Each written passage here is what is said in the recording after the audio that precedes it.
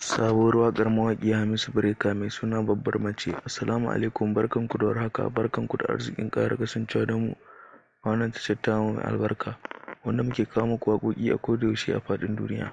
Wanda yau ma mun zo muku da wata sabuwar waƙa wanda mawaƙi mai suna Hamisu Breaker ya shirya tsaf domin ya sake ta a wannan shekarar da muke ciki.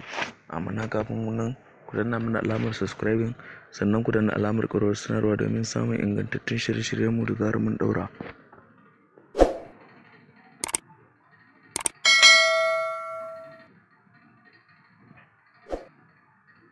Mawaƙi Hamisu Breaker ya shirya tsaf domin ya sake wata sabuwar waƙarsa a wannan shekarar da muke ciki 2023. Wannan waƙar ita ce "Babbar Mace", wanda insha Allah ita ce waƙa ta uku da mawaƙin ya sake a ainihin wannan shekarar da muke ciki 2023.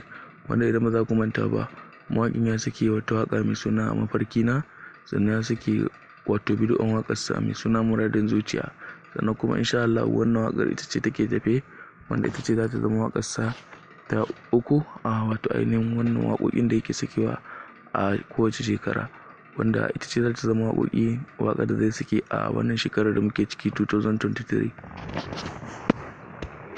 Da haka in kun danna alamar subscribing, sannan kun danna alamar ƙararrawar sanarwa, dan ne za ku samu ita wannan waƙar kai tsaye da zarar mun ɗaura ta.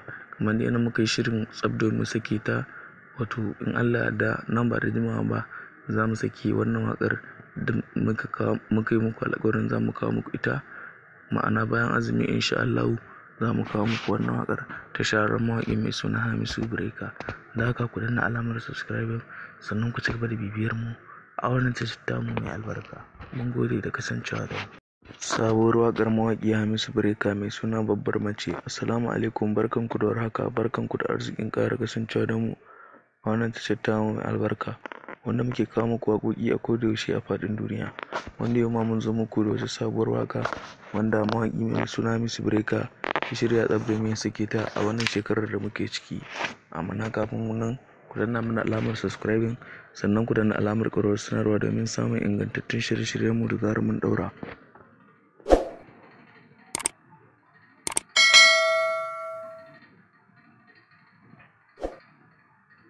Mawaƙi Hamisu Breaker ya shirya tsaf domin ya sake wata sabuwar waƙarsa a wannan shekarar da muke ciki 2023. Wannan waƙar ita ce "Babbar Mace", wanda insha Allah ita ce waƙa ta uku da mawaƙin ya sake a ainihin wannan shekarar da muke ciki 2023. Wanda idan ba za ku manta ba, mawaƙin ya sake wata waƙa mai suna "A Mafarki Na", sannan ya sake bidiyon waƙarsa mai suna "Muradin Zuciya", sannan kuma insha Allah wannan waƙar ita ce take tafe, wanda ita ce za ta zama waƙarsa ta uku a ainihin wannan waƙoƙin da yake sakewa a kowace shekara, wanda ita ce za ta zama waƙar da zai sake a wannan shekarar da muke ciki 2023.